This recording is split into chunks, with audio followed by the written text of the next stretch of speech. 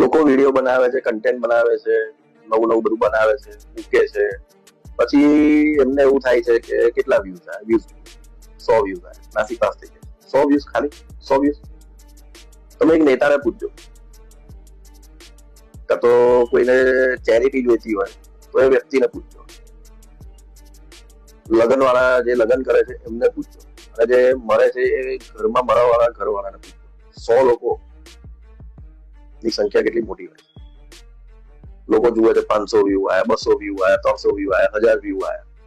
તમે આ લોકોને પૂછજો, એક નેતાને પૂછજો કે 1000 લોકો ભેગા કરવા માટે એને કેટલી મહેનત કરવી પડે. 1000 લોકો જયારે વોટિંગ કરે છે ત્યારે એક નેતાનું ભવિષ્ય બદલાઈ જાય.